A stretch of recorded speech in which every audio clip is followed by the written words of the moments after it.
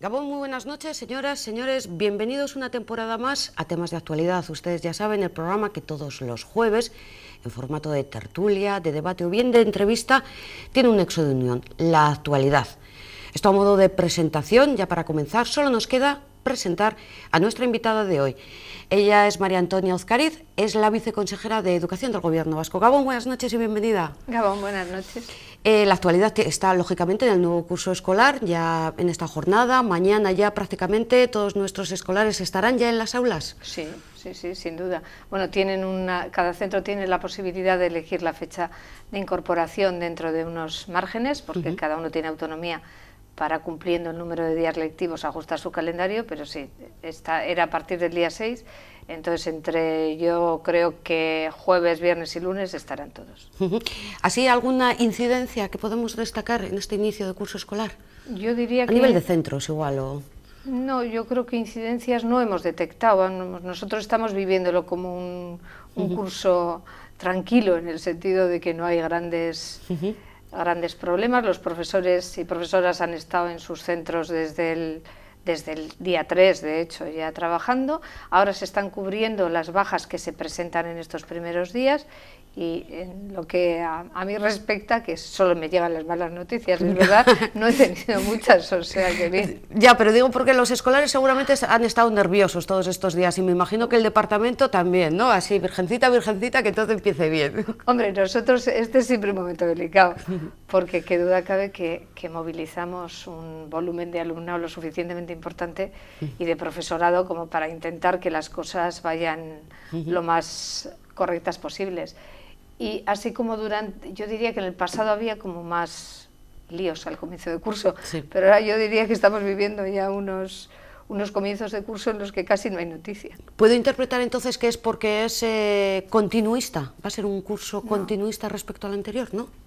A ver, el que no haya problemas no es porque sea continuista, sino simplemente porque yo creo que los mecanismos de gestión, los profesores, la estabilidad del profesorado hace que esos comienzos de curso donde se movía muchísima gente ya no pertenezcan un poco más al pasado, ¿no?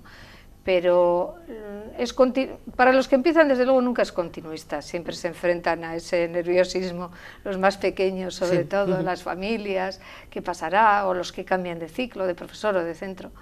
Pero lo que no hay es novedades curriculares importantes, salvo que se extiende el programa de Escola 2.0 al segundo curso de educación secundaria obligatoria, y ya están los ordenadores en las aulas, o sea que está todo el tema dispuesto para empezar, pero en otros aspectos, en infantil o en primaria, no hay cambios curriculares. ¿Y eso de la implantación de nuevos ordenadores, a pesar de la crisis? A pesar de la crisis. Nosotros teníamos el compromiso de extender el programa, que empezó en quinto de educación primaria, sexto, primero, y ahora tocaba segundo de la ESO, y ahí está. ¿En todos los centros públicos, concertados? En todos, tanto en los centros públicos como en los centros concertados se implanta. O sea, cada alumno este año de segundo de la ESO tendrá su ordenador. Las aulas están dotadas con pizarras digitales, en fin. Hablaremos un poco de la crisis. Yo les prometo a la audiencia que en esta temporada voy a intentar hablar de la crisis lo menos posible, Pero bueno, obligado es conocer de qué forma afecta a la educación la crisis. A ver, en esta comunidad autónoma no hemos aplicado ninguna de las medidas que aparecieron en aquel Real Decreto Ley por el cual los profesores tenían que aumentar el número de horas lectivas o el número de alumnos por aula crecía, en fin, yo diría que un poco exageradamente. No hemos aplicado ninguna de esas, por lo tanto, nuestros centros están funcionando con las mismas normas que el año pasado. Es verdad que el departamento lleva haciendo un ejercicio de austeridad y de priorización también de unos elementos sobre otros. Entonces, ese ejercicio lo venimos haciendo a lo largo de la legislatura y este año también, como no, lo hemos seguido haciendo, pero no hay recortes ni situaciones extraordinarias, sino que cada vez evidentemente estamos analizando más cada recurso que tenemos o cada recurso que ponemos tiene que responder de verdad a una necesidad y asegurarnos de que va a tener la mayor rentabilidad y eficiencia posible. Y ahí estamos, pero no hay recortes. Pero esto pasa, para que todo lo entendamos como en sanidad, ¿en un futuro tendrán que aplicarse esas medidas que ha aprobado el gobierno de Rajoy?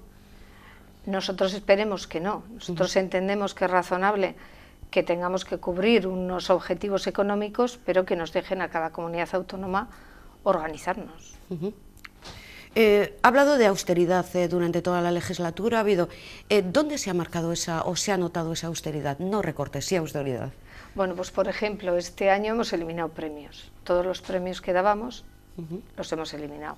Algunas subvenciones las hemos ajustado. Cada vez hemos ido, bueno, en algún caso, pues, por ejemplo, porque salía el otro día en la prensa también, las subvenciones a las AMPAs para su funcionamiento, pues las hemos ajustado un poquito.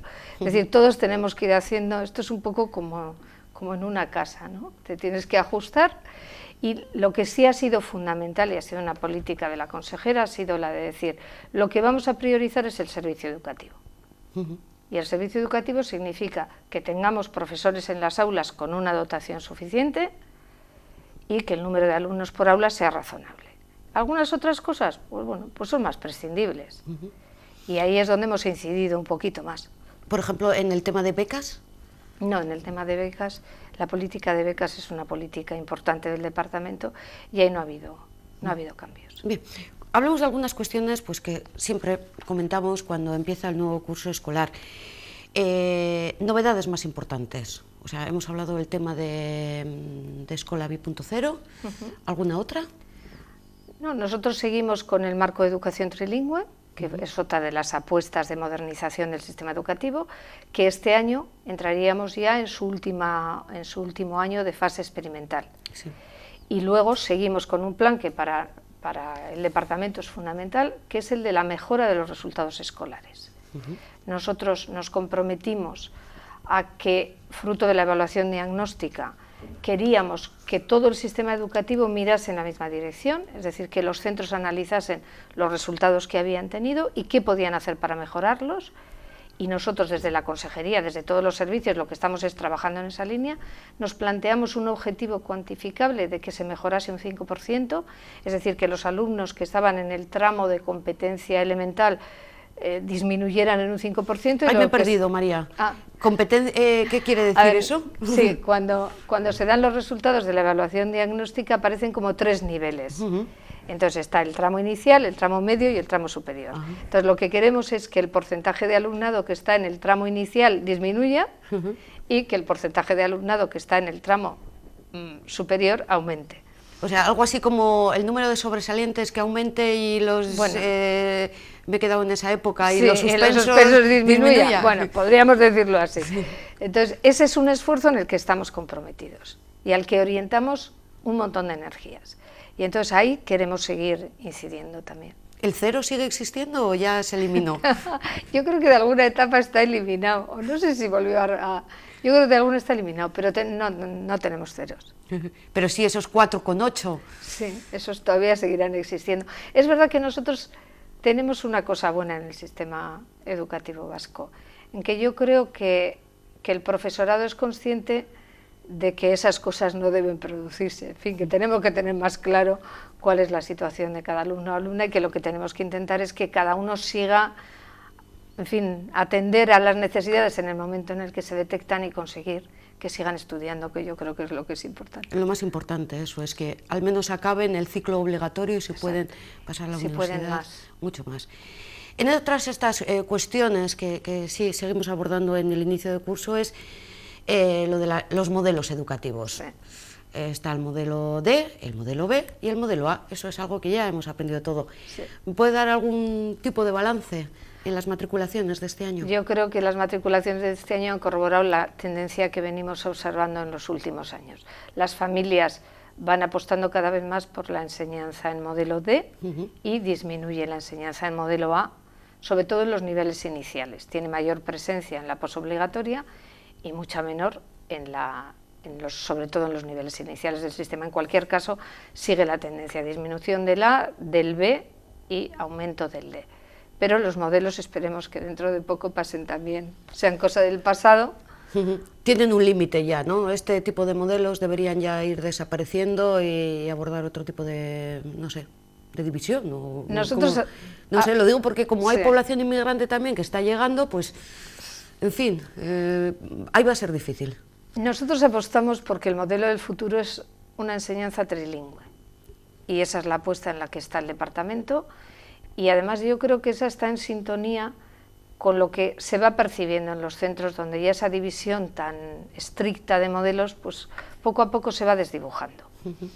Entonces yo creo que el reto es ese, el de ir dando el paso de modelos estancos a un marco de educación trilingüe, donde cada centro diseñe un poco su propio proyecto y donde las 3 lenguas sean utilizadas no solamente para estudiarlas, sino para utilizarlas para aprender otras materias. Pero el objetivo del trilingüismo sería que cuando acabe la educación obligatoria los chavales sepan hablar con fluidez y dominar cualquiera de las 3, euskera, castellano e inglés.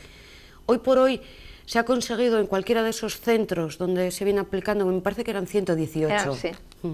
¿Se ha conseguido ese objetivo? Bueno, yo creo que todavía es pronto. En cualquier caso, el objetivo que ahora pretendíamos era que mejorase el conocimiento del inglés sin merma de ninguna de las otras 2 lenguas ni de los contenidos. Y ese es lo que ahora estamos monitorizando y de lo que tendremos resultados a finales de este curso, y entonces ya podremos saber qué pasa en esos centros. Pero yo creo que hoy en día todo el mundo tiene claro que en un sistema como el nuestro, con tantas lenguas, o utilizamos las lenguas también para transmitir contenidos y de esa manera hacemos el sistema más eficiente, a la vez que es la manera natural también en la que uno aprende lenguas. Si no las usas, difícilmente. Entonces, ¿cuál es el objetivo al que debemos tender? A una ciudadanía trilingüe, a ciudadanos que a lo largo de su vida desarrollen más una, otra, en determinados contextos usen más una o usen más la otra, y que sea ya un poco el devenir de cada una de las personas el que vaya marcando en qué proporción o en qué momentos de su vida priorizan una lengua u otra, que es un poco el modelo que hay en Europa. Es decir, los ciudadanos plurilingües a veces no son igualmente competentes en todas, pero son capaces de ir utilizando una u otra en función de sus necesidades. Pero voy a intentar poner en un compromiso a la viceconsejera, porque quien estudia en modelo D se dice que tiene muchísimas faltas de ortografía al escribir en castellano. Vamos, se escribe fatal. Y que claro, el que está en modelo B tampoco termina dominando el euskera. ¿Qué tiene que decir? También dice que ahora los chavales y chavalas hacen faltas de ortografía porque utilizan el SMS. También. Yo creo que todas las lenguas hay que formalizarlas.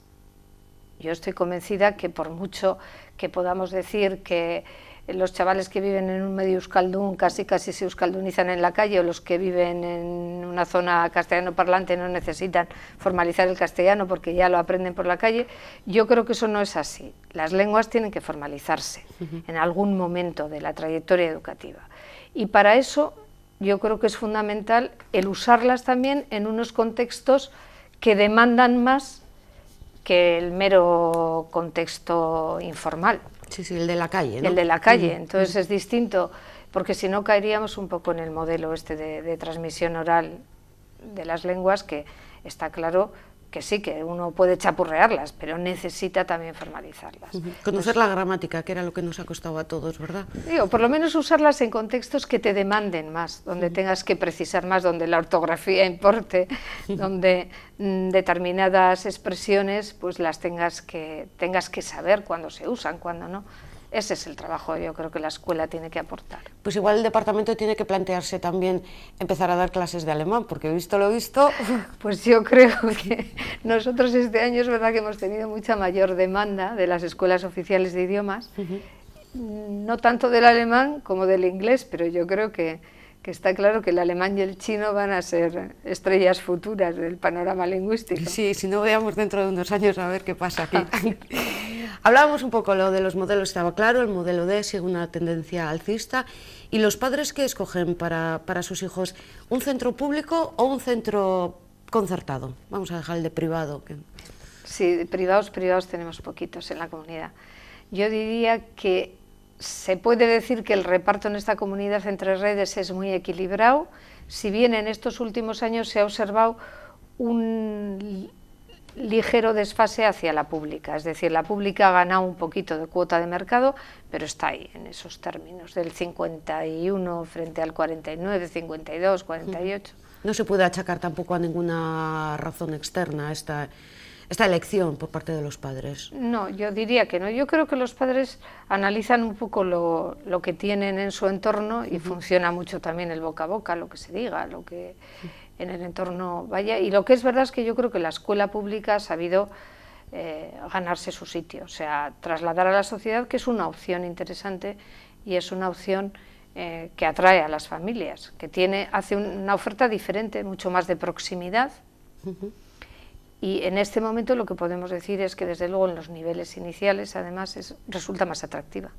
¿Por qué en una época de crisis como la de esta UIS, me he vuelto a decir, se sigue subvencionando a los centros concertados? Hombre, digamos que esta es una norma que tenemos dentro de una característica de la educación de nuestro país, que uno no puede tampoco decir, ale, ahora como hay una época de crisis, todos los concertados sin financiación, ¿y qué pasa con las familias? Yo creo que lo importante en los modelos educativos es que el tejido educativo es delicado, que afecta mucho a las familias y que cuando se toman determinadas opciones políticas, como fue esta, la de en su día, la de tener una enseñanza concertada, uno no puede de repente de la noche a la mañana decir, se acabaron los conciertos, ¿vale? No puede ser, o sea, las cosas... ¿No entra tampoco en un planteamiento de futuro? No, yo creo que en esta comunidad autónoma se hizo un acuerdo político para el pacto escolar hace ya muchos años, en el cual participó también el Partido Socialista, y ahí hubo un gran consenso en cómo articular este tema y en cómo había que buscar una complementariedad de las redes, pero que no teníamos que ir a una competición loca, sino bueno, pues a buscar que cada red puede tener su espacio y que lo importante era hacer unas políticas sensatas. ¿Y el cheque escolar, que en algún momento sí se llegó a debatir, que cambiar las subvenciones por un cheque escolar, es decir, que cada familia tuviera un dinero para la educación de sus hijos y que luego cada uno pues escogiera un poco dónde enviarlos? Eso hoy por hoy yo creo que está fuera de la agenda de debate en este sentido. Yo creo que el modelo por el que se optó fue el del concierto educativo y ahí estamos. Actualidad es la de los 5 centros de Euskadi que han segregado, digamos, la educación por razón de sexo. Es decir, que las chicas por un lado, o las niñas, y los niños por otro. ¿Cómo lo ve el departamento esto? Yo creo que la consejera ya se ha manifestado en este sentido, en el sentido de que les ha dicho bueno, que sería razonable que revisasen ese plan, que este año nosotros no vamos a hacer nada, pues porque uno tiene que dar seguridad a las familias que han hecho sus opciones y una vez que las han hecho no se pueden hacer cambios bruscos. Es decir, que entra en la red de financiación. Sí, ¿no? Sí, como estaba ya en esos términos, la gente ha hecho ya esas opciones antes de que saliera esta sentencia, por lo tanto ahora no sería sensato modificar las condiciones en las que esas familias y esos centros han organizado su actividad. Otra cosa es a lo que les ha invitado la consejera ha sido a que reflexionen. Además, si no debieran aprovechar la ocasión para modificar un poco esa forma de atención educativa para acomodarse más a lo que es la sociedad en la que vivimos, en la que por suerte todos, chicos y chicas, hombres y mujeres, estamos trabajando juntos por construirla mejor y que la escuela debe de reflejar la sociedad y no distanciarse de ella. Entonces habrá que esperar un añito, digamos, hay que esperar, ¿no?, un poquito y desde luego en este momento yo creo que sí que es importante que debatan sobre ello y que valoren si la opción que han elegido es la más interesante. Me imagino que ahí se abre también un debate, también en el que participarán los padres, valorando si es mejor una educación mixta o de repente es mejor una educación como la de antaño, vamos, que ya la tuvimos. Sí. Desde luego son muy pocos los centros. 5 me ha parecido. 5 en esta comunidad autónoma, o sea que la mayor parte de los alumnos y alumnas de la comunidad se educan juntos y desde luego yo creo que es una buena opción. En la época en la que estudiaba yo me acuerdo que teníamos el instituto femenino y el instituto masculino. El de Bertendona. El de Bertendona, y había una verja y estábamos durante la jornada escolar cada uno a un lado de la verja, pero luego salíamos todos juntos. Eso no tiene mucho sentido. Yo creo que además cuando les ves juntos en el aula hay valores ya sé que esto parece que suena, en fin, yo creo en la coeducación y en la igualdad de derechos, pero es verdad que los sexos a veces reaccionan de manera diferente ante las situaciones, o incluso también maduran de manera diferente. Yo creo que esa diversidad en el aula da riqueza. Pero no ha servido para eliminar, y salgo un poquito fuera de lo que es lo académico, el tema del maltrato, digamos. No. Digo, los colegios siempre se han identificado como el centro en el que hay que trabajar el tema de la prevención, de la igualdad. Sin embargo, los datos indican que no está funcionando. Yo creo que el sistema educativo llega hasta donde llega, pero desde luego la sociedad tiene que ayudar. Y yo creo que ahí a veces pasa que el discurso del centro y lo que se vive fuera del centro a veces no coincide. Entonces, igual no en este tema en concreto, ¿no? Pero en general muchas veces nos encontramos hablando de que hay que colaborar, de que es importante ayudar al de al lado, y luego resulta que la sociedad cuando sales es fuertemente competitiva. O que estamos hablando de que hay que trabajar juntos y luego a los chavales en el partido se le dice, tal, machácalo. Sí. Entonces, a veces la escuela tiene una tarea complicada. Y no ha citado a los padres. No he citado. No, espero que no sean los padres, que sea algún hermano mayor. Entonces, lo que está claro es que a veces es difícil porque los valores que la escuela transmite, no sé en muchos momentos si la sociedad los acompaña, ¿no? Entonces, nosotros ahí no solamente vamos a seguir trabajando, ya el año pasado sacamos además un nuevo protocolo de actuación ante los casos de acoso, por ejemplo. Tratamos todo el tema del ciberbullying. Este año ponemos en marcha un pilotaje también para que mujeres víctimas de violencia machista puedan incorporarse a algún aula, lo mismo que hemos hecho con las víctimas del terrorismo, para que puedan aportar su vivencia a los jóvenes y para que, porque a veces el que alguien te traslade como su experiencia personal provoca una reflexión que a veces no la logras con un libro o con otro tipo de actuación. Sí. Entonces ahí no vamos a bajar la guardia. Esa es una tarea en la que estamos, en la de conseguir un espacio educativo libre de agresiones, respetuoso con las diferencias de todo tipo y lo más coeducador posible. Sí, porque me imagino que estarán preocupados todos los agentes que intervienen en la educación en el tema del bullying. Sin duda. O sea, el acoso escolar, tanto entre iguales, entre los chavales, como hacia los profesores, que también hemos conocido casos durante el curso escolar pasado. Es verdad que por suerte no son muy abundantes, pero sin duda son alarmantes cuando ocurren. Y alarmantes, yo creo que el año pasado vivimos algunas sentencias relacionadas con acosos de padres o madres a... Sí, creo que algún colegio en Chordina o algún caso, una madre ha sido condenada. Que fue condenada. Pues en fin, yo creo que eso hace un flaco favor a la educación de los jóvenes si efectivamente las actitudes de las familias ante el profesorado son poco respetuosas, ¿no?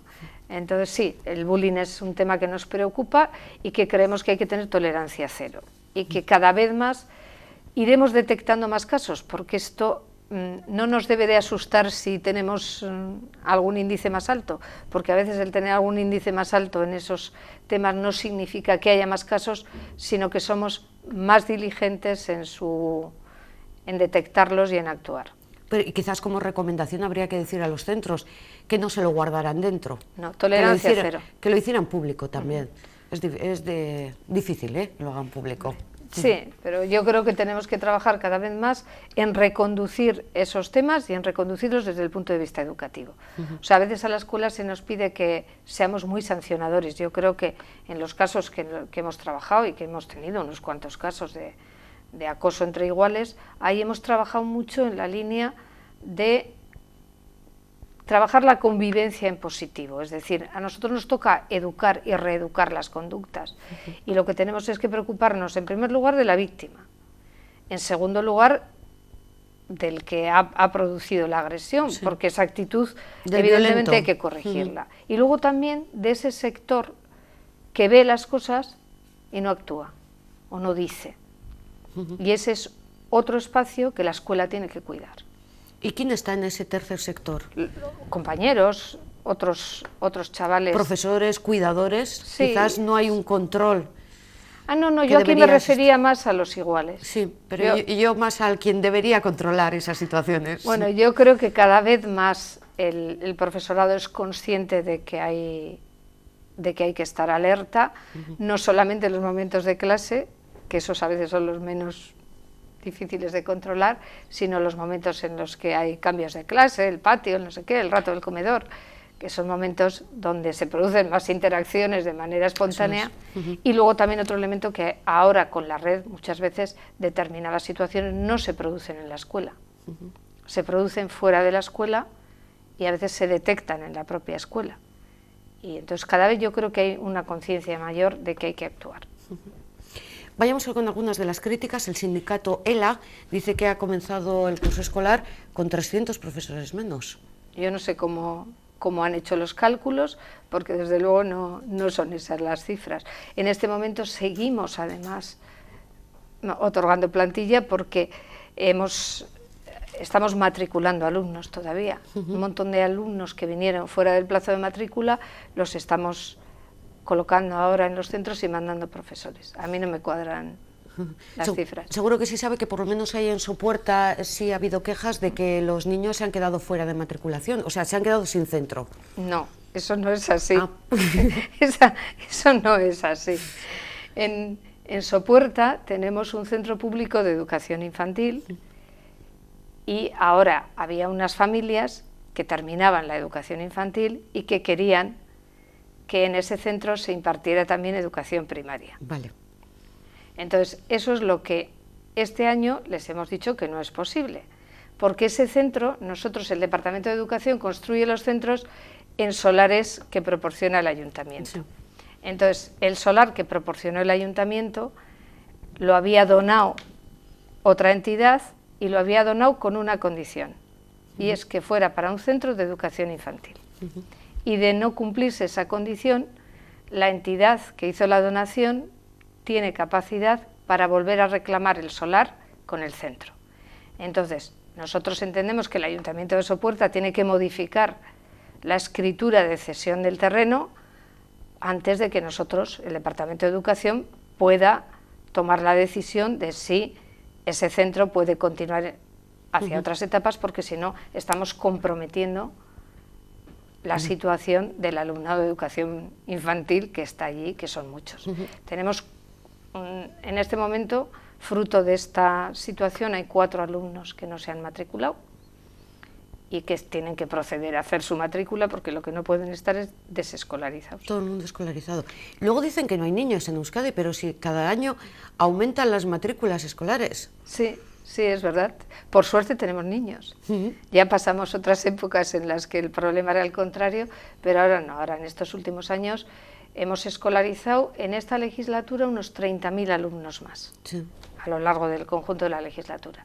Y este año 6.800 me parece que son, que serán algunos más, fruto de los que vamos escolarizando a lo largo del año también, lo cual es verdad que son algunos menos, 1.000 y pico menos que el año pasado, es decir, se ralentiza un poco, y la novedad más importante en este sentido es que disminuyen las matrículas de 0 a 2 años. Probablemente el boom de natalidad, fruto de esta palabra que no podemos mencionar, ha bajado un poquito, y entonces este año lo que se nota es que vamos a tener algún alumno menos en 0 a 2 años. O sea que las mamás o las madres se quedan cuidando a los niños en lugar de llevarle a las antiguas guarderías, llamemos, pues ¿no? O las aulas sabemos, de 0 a 2. No sabemos cuál es la realidad, pero es verdad que este año hay una disminución.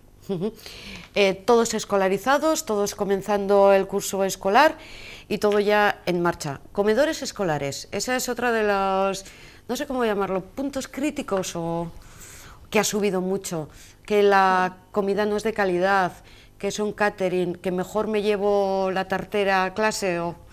Por suerte aquí no estamos en el tema de la tartera. Ha habido una ligera subida no muy significativa, que ya se habló además con los padres y las madres, y yo creo que es un servicio demandado, o sea que sin duda es un servicio que no es un servicio educativo, pero que las familias a la hora de tomar la decisión muchas veces de a qué centro mandan a sus hijos o hijas, sí que analizan este aspecto y por lo tanto es un aspecto a cuidar.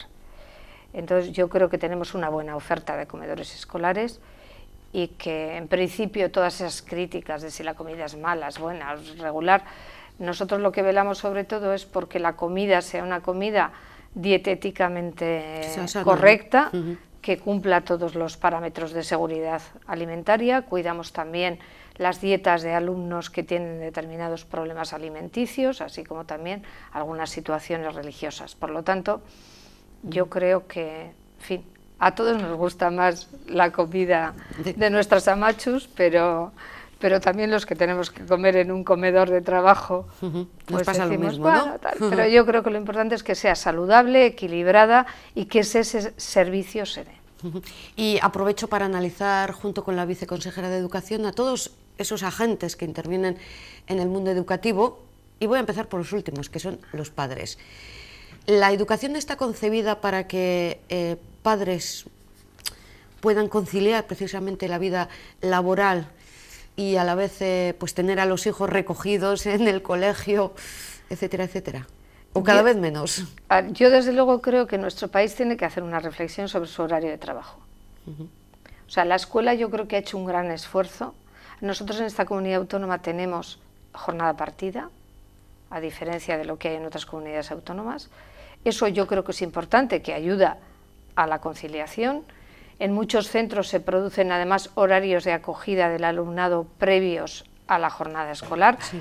En otros casos hay actividades extraescolares, es decir, la escuela yo creo que ha hecho un esfuerzo por intentar extender un poco su horario para aquellas personas que tienen necesidad de dejar a sus hijos o hijas un poquito antes. Ahora, yo creo que la verdadera reflexión tiene que venir desde la jornada laboral.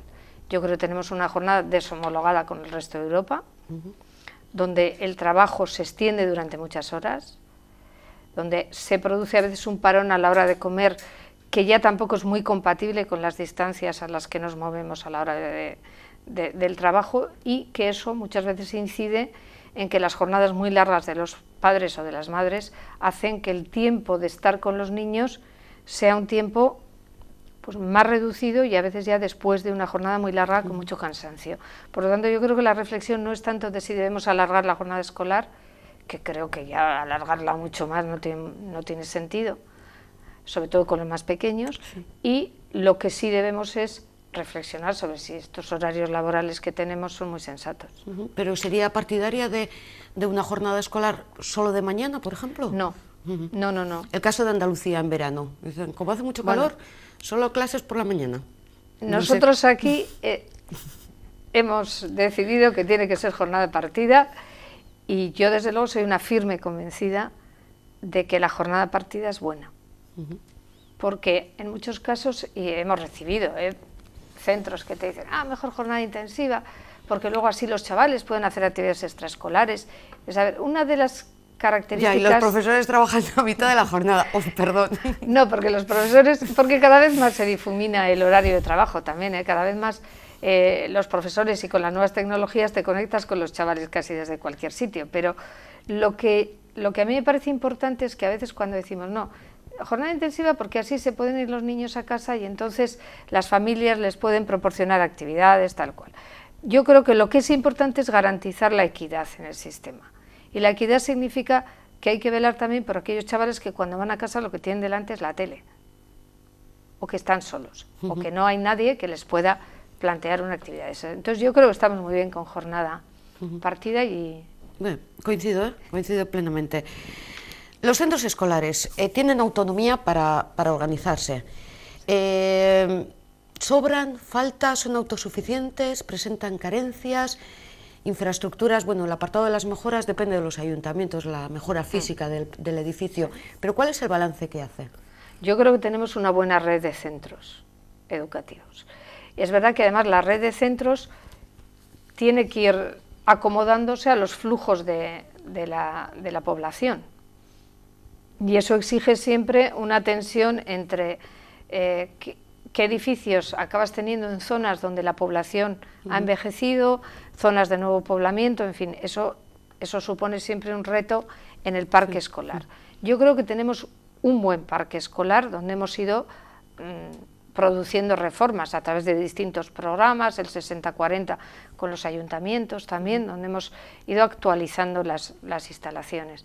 Luego, en ese sentido, yo creo que nuestros centros tienen unas buenas instalaciones y unos buenos equipamientos. Habrá alguno que esté en una peor situación y esté esperando que le hagan una obra del comedor o de lo que sea, pero en general yo diría que son buenos, y a mí, que me ha tocado conocer centros de otros lugares, pues creo que tenemos una red de centros muy solvente. Sí, porque es que María Antonia ha sido directora general del Ministerio de Educación. Sí. Entonces, aquí muchísimo mejor que fuera, ¿no? Bueno, yo desde luego aquí creo que vivimos una realidad educativa muy buena, que esta es una comunidad autónoma que ha invertido en educación, que ha cuidado su educación, y que la prueba está en que entras a cualquier centro. Yo el otro día, el centro en el que inauguramos el comienzo del curso en Landaco, en Durango, era un centro precioso. No solo bien equipado, sino bonito, agradable, atractivo. Normalmente, además, están llenos luego de lo que van aportando, de la producción propia de los jóvenes, y yo creo que eso estamos bien. Estamos bien de equipamiento en los centros, estamos bien de instalaciones. Ya digo que siempre habrá alguno que diga, pues el mío tiene un desconchón no sé dónde. Sí, pues sí, sin ninguna duda, pero con carácter general estamos así. Luego, ¿qué nos hace falta? Profundizar un poco más en la autonomía de los centros. No en cuanto a gestión económica, que eso ya se hizo hace unos años, sino también en ir consiguiendo más que los profesores que se incorporan a un centro se comprometan con el proyecto educativo de ese centro, que algunos centros requieren una dotación de profesorado con características especiales, dispuestos a comprometerse con una situación más compleja. Y en eso estamos poniendo algún programilla experimental, pero esa es una parte de la autonomía de los centros en la que todavía hay que profundizar. Lo dejamos un poquito como asignatura pendiente. Sí. Bueno, sí, hay que seguir mejorando, diría yo. Siempre tiene que quedar algo para septiembre, sí, ¿no? Sí. Entonces, si no es para este año, que sea para el siguiente. Hay que mejorar. Y pues precisamente por lo que hemos terminado, que son las vacaciones, no hay demasiadas vacaciones en el mundo escolar.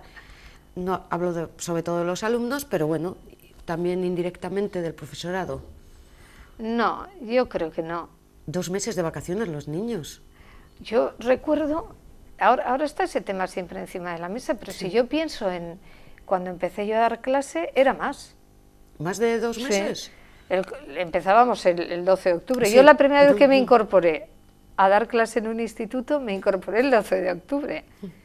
Entonces, yo creo que es necesario también un espacio de tiempo sin escuela, porque si alguna carencia tiene el sistema o la complejidad de la vida, sobre todo en las ciudades o en los núcleos importantes de población, es que a veces los chavales no saben jugar solos.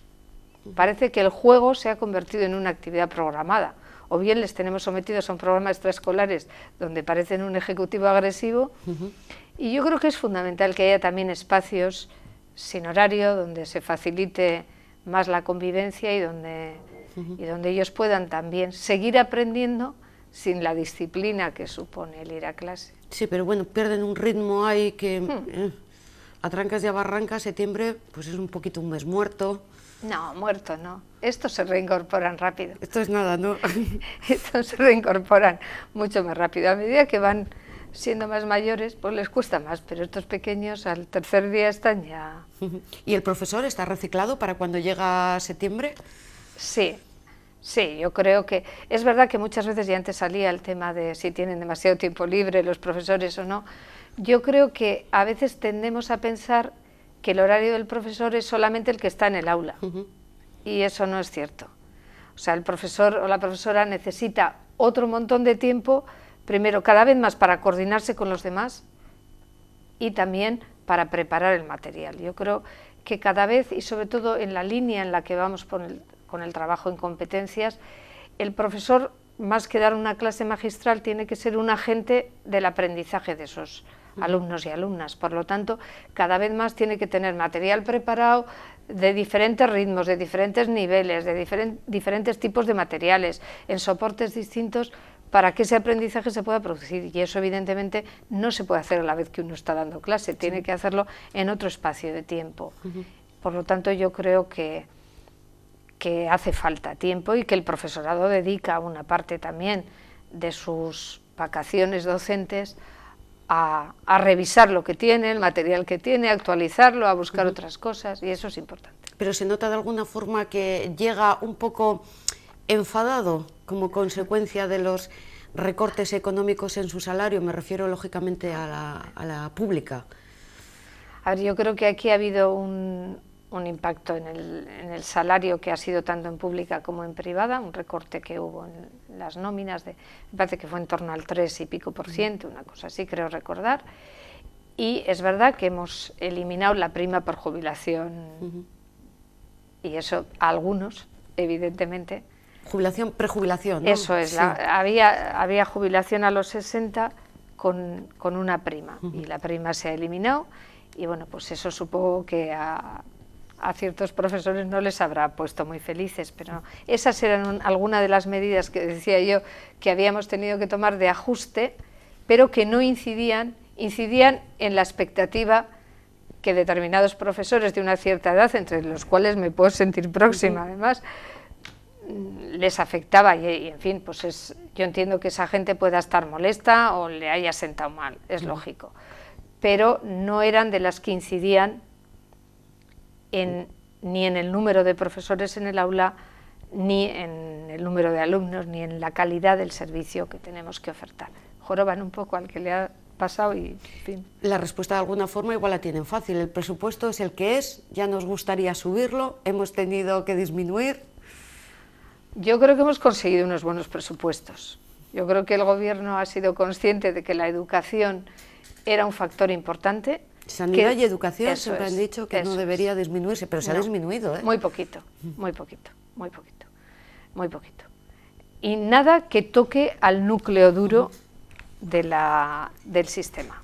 En esto no hemos disminuido nada, pues hemos tenido que, pues editamos igual menos publicaciones y las hacemos más en soporte electrónico, hemos ajustado un poquito algunas de las subvenciones que dábamos, o, como digo, pues los premios, nos hemos quedado sin premios, o si damos algún premio ya no tiene nunca componente económico ni damos un lunch.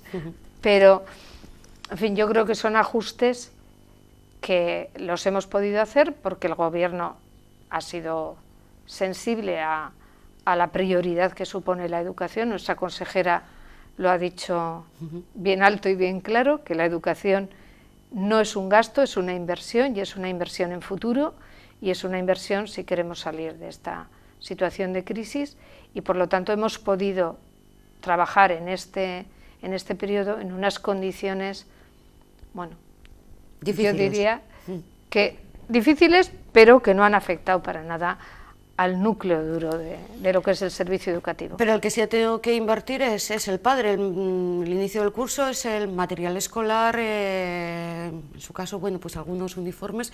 Es verdad que no se pueden utilizar los libros de un curso para otro. Claro, se pueden utilizar. De hecho, nosotros tenemos en la pública el programa de préstamo solidario de libros de texto, con lo cual el Departamento de Educación, los padres pagan una pequeña cantidad y el Departamento de Educación paga el resto.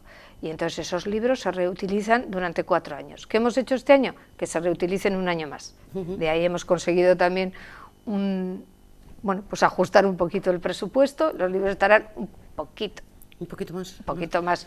Pero bueno, pero esa es manera... algo voluntario, ¿no? O sea, el que no quiere no comprar los libros o en función un poco de la situación económica de las familias, no sé cómo funciona. Funciona en la red pública. El sistema de préstamo solidario de libros de texto funciona en toda la primaria, en primero y segundo de secundaria. Y ahí las familias que quieren lo hacen.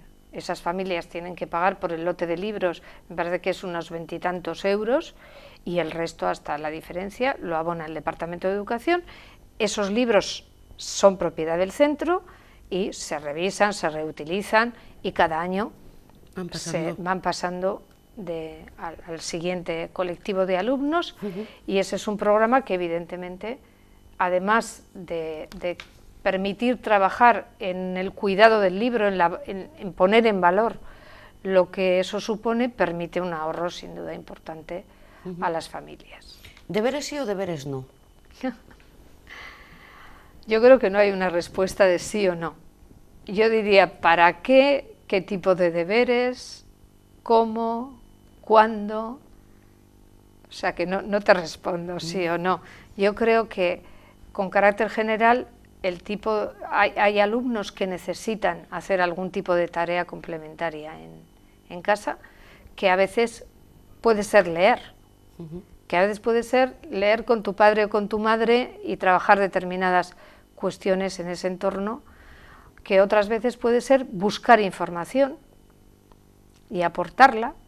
Entonces yo creo que deberes, si están bien planteados, evidentemente lo que no puede ser nunca es algún tipo de actividad en la cual necesite alguien que se lo explique. Ya. Eso es lo que no puede ser. Pero sí está pasando. Muchas veces los padres tienen que estar atendiendo en casa a los niños, explicándole unas lecciones que igual en clase no las han entendido. Eso no debiera ser. Es decir, yo creo que los niños, si no entienden algo, tienen que preguntarlo a su profesor o profesora. Es verdad que siempre te van a preguntar a ti también si estás en casa, eso es inevitable. Pero nunca la tarea que se les debe demandar tiene que ser una tarea que requiera de alguien que se lo tenga que explicar. Yo creo que a veces se puede utilizar algún tiempo del tiempo de casa, pues eso, o si les dices, bueno, pues ¿por qué no medís la cocina de vuestra casa? Porque mañana vamos a hacer no sé qué trabajo. Bien, sí, yo creo que depende de creativo. Qué tipo de actividades sí tienen sentido, son actividades que no deben de exigir nunca mucho tiempo, porque los niños y niñas tienen que jugar. Es verdad que eso también, a medida que aumentan en el sistema educativo, pues evidentemente es diferente y cada vez tienen que aprender también a hacer trabajo autónomo. Sí, eso es así. Lógicamente los niños de ahora no son como los de hace unos años, conocen muy bien sus derechos, quizás no tanto las obligaciones. ¿Eso depende en parte del sistema educativo o debe hacer hincapié en este aspecto o se lo dejamos a las familias? No, yo creo que tenemos que trabajar conjuntamente. O sea, yo creo que los alumnos tienen que saber desde el principio sus derechos y sus deberes. Y sobre todo responsabilizarse de tareas. Entonces yo creo que es importante que trabajemos en ir generando cada vez más, pues esos mecanismos de que asuman responsabilidades, de que no las deleguen en el adulto. Sí. A veces les protegemos mucho y entonces cuando llegan al entorno escolar, pues ahí a veces coinciden muchos sobreprotegidos en la misma clase. Y los profesores o profesoras tienen que ver qué hacen con todos aquellos príncipes de sus casas que entran en tarea ardua, conflicto, pero bueno, yo creo que hay que ir dándoles responsabilidades y exigiéndolas que las cumplan, hacerles partícipes también de la vida del centro, que asuman ellos tareas dentro del centro, que se comprometan con sus colegas, y yo creo que eso se puede ir trabajando, y se trabaja, estoy convencida, que muchos centros tienen un trabajo muy importante en el cual grupos de alumnos participan en la resolución de conflictos, asumen responsabilizarse de determinadas tareas, de ayudar a otros más pequeños. Y yo creo que esa es una vía en la que tenemos que colaborar, la escuela con las familias. Tienen por delante 9 meses de trabajo, nosotros muy poquito tiempo, así que una pequeña batería de preguntas que no me quiero quedar sin formularse. ¿Educación para la ciudadanía o religión? Es que yo no las puedo plantear como alternativas. Yo creo que la educación para la ciudadanía es una educación en los valores constitucionales. Y ahí da igual de qué religión sea uno. Más cuando estamos recibiendo alumnado que viene de otros países donde tiene una escala de valores muchas veces diferente. Sí. De culturas en las cuales en su casa no van a trabajar determinadas cuestiones que forman parte de la escala de valores en la que nos hemos configurado como sociedad.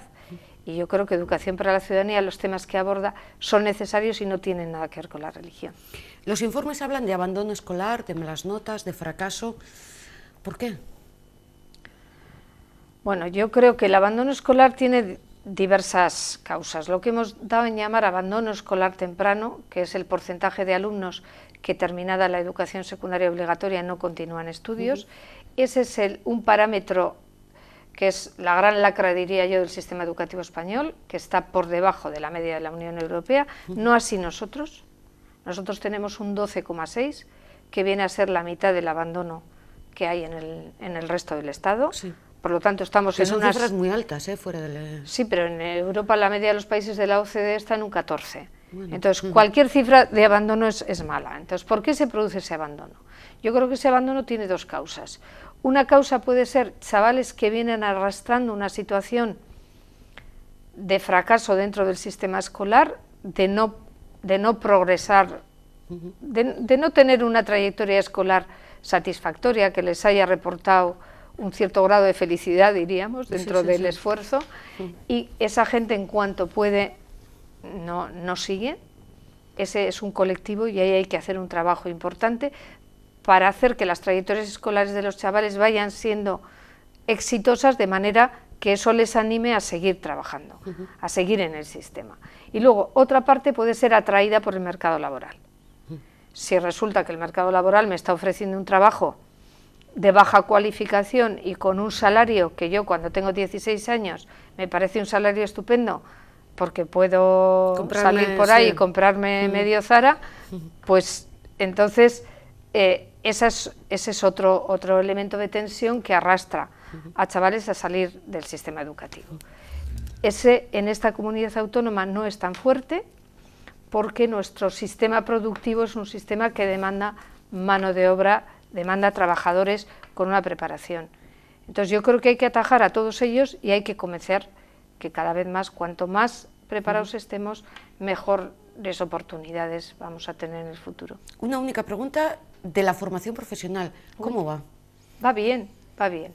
La formación profesional yo diría que es una de las estrellas de nuestro sistema educativo. ¿O era? Porque están bajando las cifras, ¿no? No, ha aumentado, tenemos más chavales, sí. No, y sobre todo tenemos una cosa buena también en nuestro sistema, y es que está bastante equilibrado el porcentaje de alumnos que siguen estudios en formación profesional y en universidad. Está menos desequilibrado que en otras zonas, y eso es bueno, porque lo que tenemos que convencer, y yo creo que la ciudadanía de esta comunidad por lo menos está convencida, es que la formación profesional es una opción tan válida como la universitaria, y que por lo tanto lo que hay que hacer es que cada chaval elija en cuál de ellas se siente más cómodo, qué tipo de trabajo quiere hacer, y ahora en la inauguración del curso se volverá a hablar de las novedades que tenemos en relación con la FP, pero goza de muy buena salud y de un alto grado de empleabilidad. Viceconsejera, hablaremos en otra ocasión del tema de la universidad, porque eso también sí queda para otro programa, luego empezará. Pero una última pregunta, un ciclo político se termina ya con el anuncio del Lehendakari de elecciones. ¿Qué balance se puede hacer o qué queda, digamos, para la próxima legislatura? Bueno, yo creo que el trabajo en educación es un continuo que nunca se acaba. Nosotros nos vamos, o seguiremos, no lo sé, pero vamos, cerramos este ciclo con la percepción de que hemos trabajado mucho, que probablemente el debate que antes había en educación respecto a unos temas ahora se ha abierto más. Ahora estamos hablando de resultados de aprendizaje, de planes de mejora, de evaluación, de trilingüismo, y no tanto en ese debate estéril de si modelo A, modelo D. Sí, que debería estar agotado ya desde hace tiempo. Bueno, entonces, desde nuestro punto de vista, creo que hemos puesto en el debate educativo temas de calado. Hemos querido además hacerlo desde una perspectiva científica, es decir, aquí se evalúan las cosas, se dan resultados y se toman las decisiones teniendo en cuenta esos parámetros, y hemos trabajado mucho, tanto en la modernización del sistema como en plantear esos objetivos cuantificables de mejora.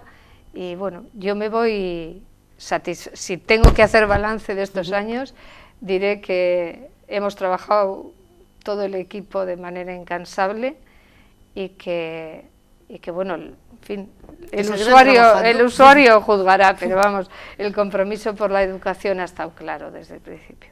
Viceconsejera, que ha sido un placer tenerle con nosotros, gracias sobre todo también por la claridad en las respuestas. Lo mismo. Gracias. También le damos las gracias a todos ustedes en este primer programa de temporada de temas de actualidad. La próxima semana estaremos aquí de nuevo con todos ustedes, será una cuestión de actualidad y será un debate. No les avanzo más, les espero la próxima semana, pasaremos lista. Hasta entonces, Gabón, buenas noches.